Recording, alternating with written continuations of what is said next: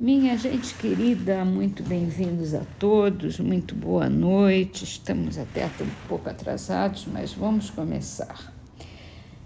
É o livro Minutos de Luz de Pastorino, psicografado por Ariston Teles. Seja simples. A simplicidade é irmã da paz. Quando falta simplicidade nas coisas e nas atitudes, a complicação assume o comando. Seja simples, você terá os caminhos abertos para tudo aquilo de que você necessita.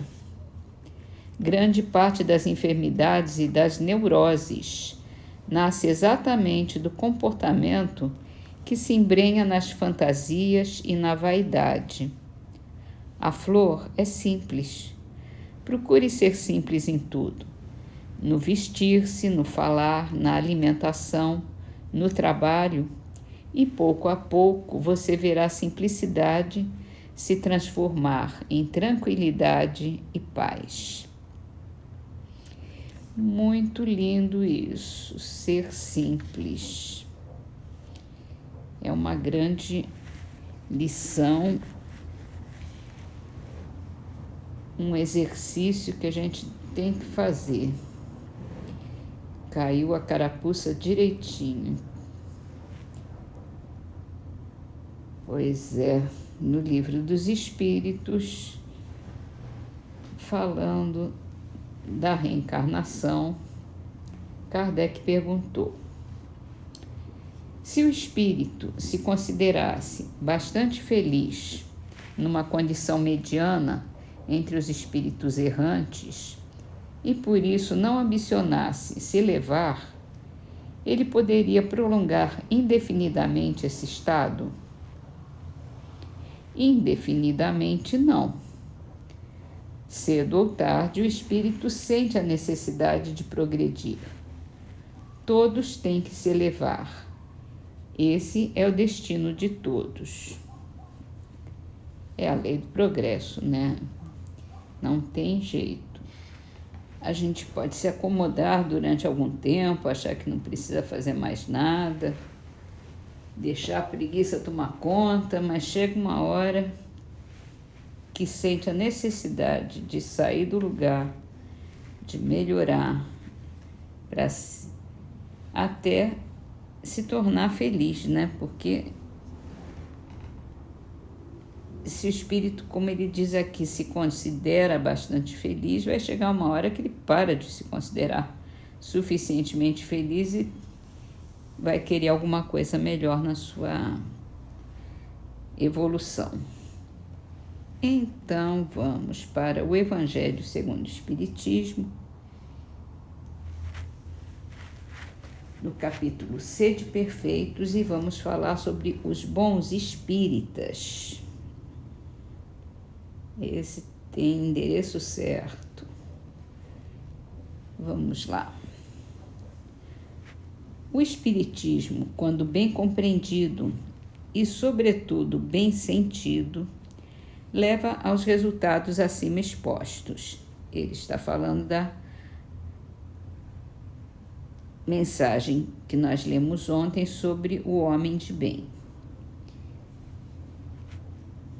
Pois que o homem de bem, é exatamente o mesmo que o outro, o bom espírita. O Espiritismo não institui nenhuma nova moral, apenas facilita aos homens a inteligência e a prática do Cristo, facultando fé inabalável e esclarecida aos que duvidam ou vacilam.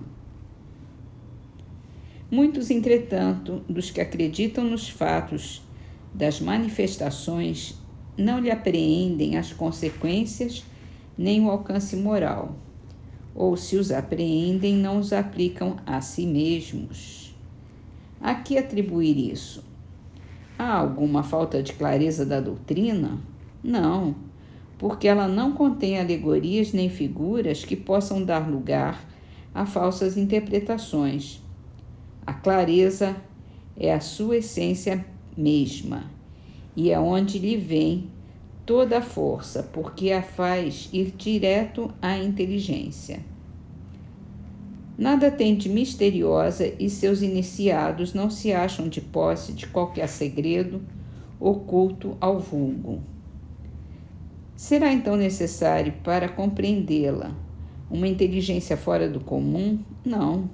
Tanto que há homens de notória capacidade que não a compreendem, ao passo que inteligências simples, moços mesmo, apenas saídos da adolescência, lhe apreendem com admirável precisão, nos mais delicados matizes.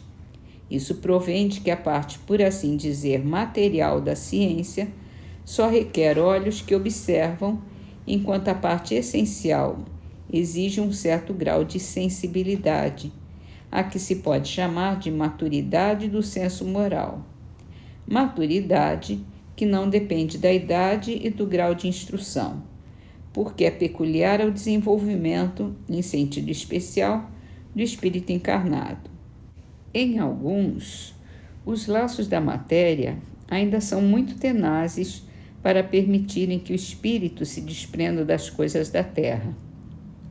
A névoa que os envolve tira-lhes a visão do infinito, de onde resulta não romperem facilmente com seus pendores nem com seus hábitos, não percebendo que haja qualquer coisa melhor do que aquilo de que são dotados. Eles têm a crença nos espíritos como um simples fato, mas que nada ou bem pouco lhes modifica as tendências instintivas. Numa palavra, não divisam mais do que um raio de luz insuficiente para guiá-los e para lhes facultar uma vigorosa aspiração, capaz de lhes sobrepujar as inclinações.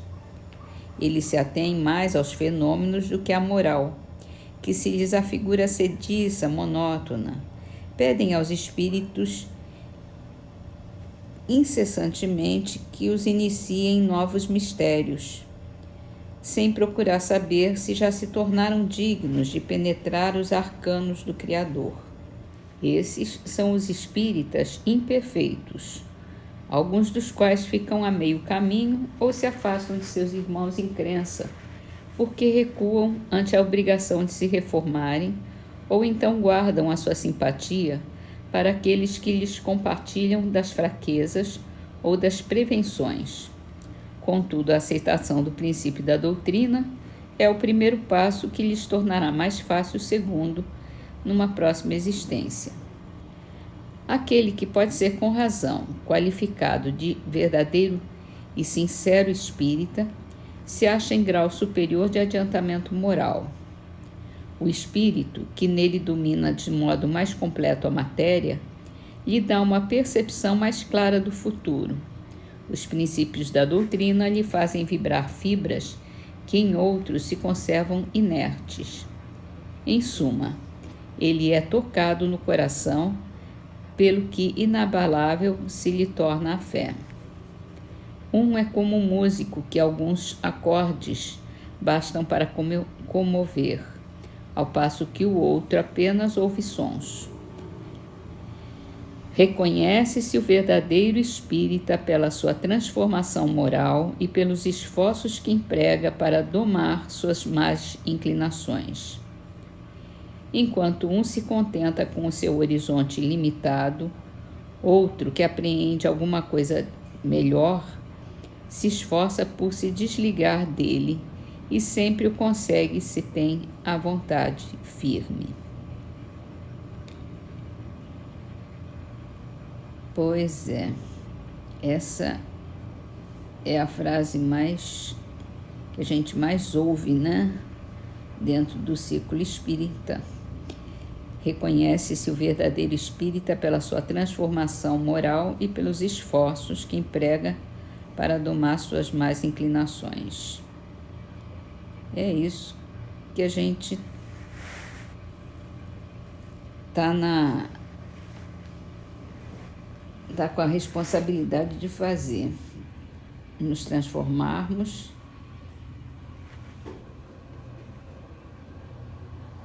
tomarmos consciência das nossas imperfeições para transformá-las e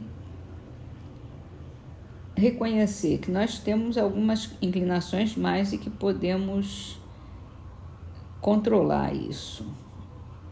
E na medida que a gente conseguir domar, né? Ele fala aqui em domar as inclinações mais, que é uma forma da gente